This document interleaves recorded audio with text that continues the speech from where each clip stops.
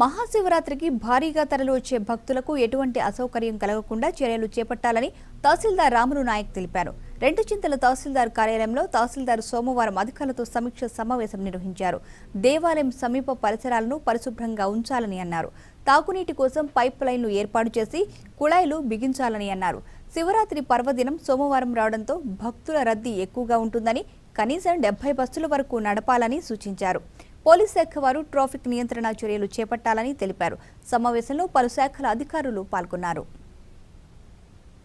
MP గారు, MLA గారు, మళ్ళా మాజీ ఎమ్మెల్యే గారు, ప్రెసిడెంట్ ఎమ్మెల్యే గారు, ఆర్డీఓ గారు, డిఎస్పీ పై అధికారులు అందరూ వస్తూ ఉన్నారు. ప్రోటోకాల్ మాత్రం కొద్దిగా మనం జాగ్రత్తగా ఉండాలి. పంచాయతీరాజ్ కూడా అలా ఉంటుంది, రెవెన్యూ కూడా అలా ఉంటుంది, మన హెల్త్ కూడా అలా ఉంటుంది. అక్కడ ఎవరిదైనా కానీ మాది మీది లేకుండా మనం అంతా క్లియర్గా ఐక్యతగా ఉండి చేస్తే ఒక్క రోజు మాత్రమే 6 కాడ నుంచి సాయంత్రం 6 వరకే మనది. ఆ మధ్యలో ఏమి జరిగినా కానీ మందే బాధ్యత అంటారు. ఇది సక్సెస్ చేస్తేనే ఇది ఉంటుంది. నెక్స్ట్ సమావేశము ఆర్డీఓ గారును గౌరవ ఎమ్మెల్యే గారు తెలియపరిచి గురిజాలో పెట్టాలన్నా సత్యసాల గుడిలో పెట్టాలన్నా గుడిలో పాత్ర పరిశుభ్రత మంచి ఇది మొత్తం చూసుకునే చేయడానికి మొత్తం మెయింటైన్ చేసుకోవడానికి ఎండిఓ గారు ఉండాలి. అక్కడ ఈ ప్రోటోకాల్ లా అండ్ ఆర్డర్ లేకపోతే ఇది ఏది అని చూసడానికి ఎంఆర్ఓ గారు ఉంటారు. ఈ లాటిక్స్ సంబంధించింది శాంతి భద్రతకు సంబంధించింది హోమ్ డిపార్ట్మెంట్ ఉంటారు. ఈ 3 క్లియర్గా చేస్తే మన కిరణాలు సక్సెస్ఫుల్గా అయిపోతుంది.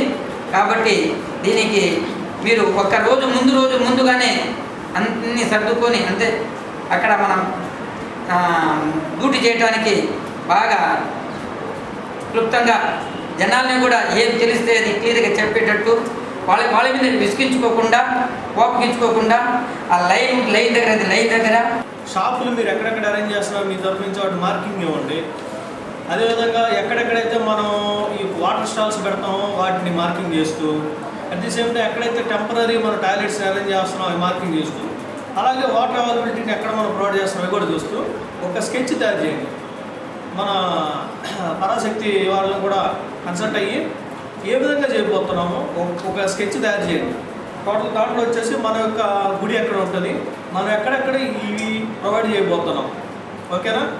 అవి కూడా ఏంటంటే ఈ యొక్క మీరు స్టాల్స్ ఇస్తున్నారో ఆ స్టాల్స్ అనేవి తప్పనిసరిగా ఏ విధమైన వీటికి ఏంటంటే వచ్చేపోయే యాత్రికులకు ఇబ్బంది కలగకుండా ఇతర పార్కింగ్ వాటికి ఇబ్బంది కలగకుండా చూసుకోండి.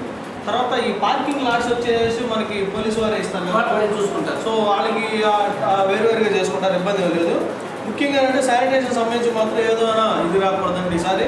అట్ ది సేమ్ టైము అదేవిధంగా డ్రింకింగ్ వాటర్ సంబంధించి కూడా ప్రపోజ్డ్ అంటే పలానా డ్రింకింగ్ వాటర్ స్టాల్స్ పెడదాం అనుకుంటున్నాం. ఈ స్టాల్స్లో ఈ ఒక స్టాల్లో ఇద్దరు చొప్పున లేకపోతే ఒక్కొక్కటి చొప్పున షిఫ్టులు వారి మనం ఇచ్చారు ఒక రఫ్గా ఒకటి తయారు చేయాలి. ఎంతమంది మనకు అవసరం అవుతారు, ఎక్కడికి స్టాల్స్ పెట్టబోతున్నాం, వాటర్ సప్లై ఉంటుంది. ఇంతకుముందు చెప్పారు మనకి పరాశక్తి వారు ఏమని ఆ స్టాల్స్ అయితే మేము పెడుతున్నాం కానీ అక్కడ పంచేవాడు ఎవరు లేదని చెప్పించాడు. మీకు దేవుడు చాలా ఏమంటారు మేలు చేస్తారు, చాలా చేస్తున్నారు. దానికి మాత్రం నేను ఎవరు చేయలేదు. ఇక్కడ చుట్టుపక్కల చాలా ఫ్యాక్టరీలు ఉన్నాయి. మీరు చేస్తున్నది మేము చాలా ధన్యవాదాలు చెప్పుకుంటున్నాం. అలాగే ఇంకా కొనసాగిస్తే పురాతనమైన దేవాలయము, చాలా చరిత్ర గల దేవాలయము మీకు చేస్తే మీ ఫ్యాక్టరీకి ఇంకా లాభాలు నడుస్తుంది చేస్తారు. కాబట్టి మీరు ఇంకా సోషల్ వర్క్ ఇంకా చేయాలి. మీరు అసలుగా చేస్తూనే ఉంటారు. పాపం ఒక్కొక్క సంవత్సరం వాళ్ళు ఈ సంవత్సరం ఇది చేయాలి, ఇంతవరకు ఈ రోజు ఇది చేయాలని చెప్పి మొత్తం మన ఫ్లోరింగ్లు సిమెంట్లు మొత్తం బాగా చేస్తున్నారు.